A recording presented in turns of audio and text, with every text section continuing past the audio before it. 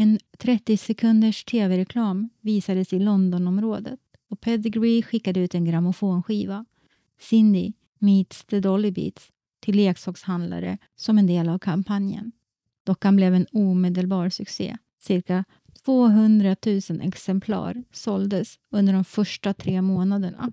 Första Cindy-dockan var ungefär 27 centimeter hög med ungt, flickaktigt utseende och mjukt leende mun.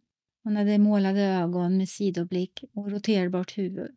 Hennes hår var kort, rotat i en bobfrisyr.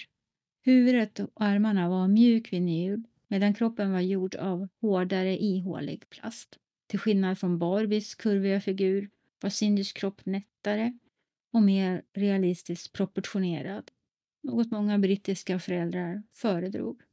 Under slutet av 1960-talet fick Cindy mindre uppdateringar för att hålla sig modern. 1968 introducerades till exempel en ny sidepart-frisyr, alltså snedbena, och ett mer trendrikt utseende kallat New Look Cindy bland samlare. Pedigree hade formellt avtal med Ideal Toys för att använda Tammy-konceptet. Men i övrigt utvecklades Cindy internt. Under 60-talet anlitades även kända modedesigners, Marion Fole och Sally Tuffin, för att designa dockans kläder, vilket gav en autentisk, trendig stil. Internationellt expanderade Cindy mot slutet av decenniet. 1968 introducerades till exempel den franska kusinen Mitzi.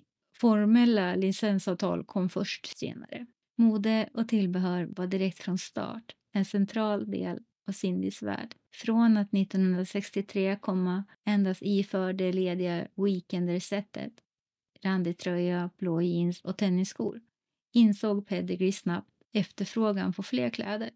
Inom ett år lanserades flera kompletta outfits och mix-and-match-plagg med namn som Lunch Date, Shopping in the Rain, Dream Date och Leather Looker, vilka alla snabbt köptes upp av ivriga små kunder.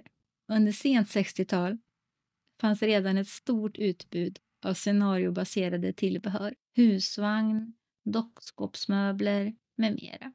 Något som skilde Cindy från Barbie. Upp till 70% av Cindy-försäljningen kom vid den här tiden från tillbehör, medan Barbies tillbehörsutbud var mer begränsat under 60-talet. Cindy var första leksaken i Storbritannien som sände nationell tv-reklam. Pedigrees reklambudget 1963 var dock blygsam och räckte inte för hela landet. Trots det spreds nyheten effektivt via reklamfilm och PR. Till exempel kampanjutskicket med grammofonskivan till återförsäljare. Målgruppen var den vanliga flickan och marknadsföringen betonade att Cindy var en free swinging girl, beklädd för alla tillfällen, sport, glamour och vardag. Enligt samtida undersökningar drogs brittiska föräldrar till Cindys oskuldsfulla image. Barbie, som vid den tiden var relativt okänd i Storbritannien, ansågs för vulgär och vuxen för barn. Den här girl next door-positioneringen gav Cindy en marknadsfördel.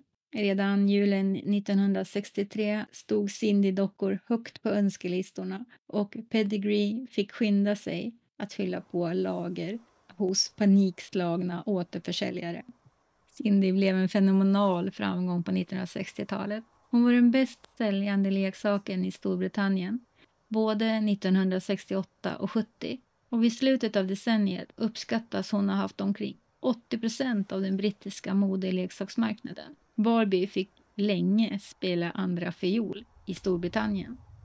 För britterna framstod Cindy som en tryggare och mer relaterbar docka än Barbie, vilket gav ett kulturellt genomslag. Pedigree utökade också familjen runt Cindy för att hålla intresset uppe.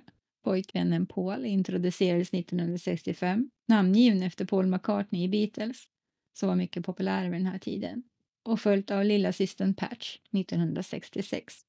År 1968 utökades kretsen med 2 väninnor, Vicky och franska Mitzi, samt kompisar till Patch, Poppet och Betsy. Den ständigt växande Cindy-värld bidrog till dockans dominans på marknaden. Första upplagan från 1963 kallas ofta Weekender Cindy, efter hennes outfit.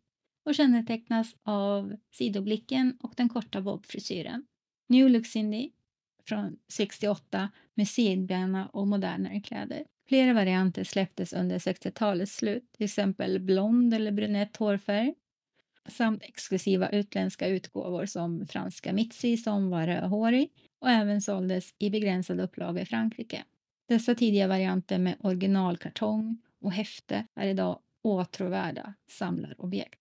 Äldre Pedigree Cindy har fortsatt ett stort samlarvärde.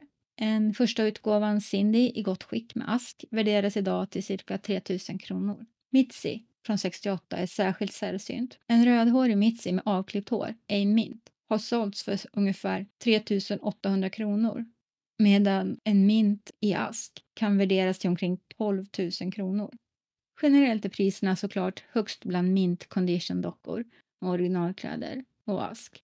Men även lekta exemplar är säljbara så länge de är relativt oskadda. I nästa avsnitt erövrar Cindy 70-talet. Tack för att du tittade. Glöm inte att gilla, kommentera och prenumerera på Mostly Dolls för flera historiska vandringar med Cindy-familjen. Vi hörs snart igen.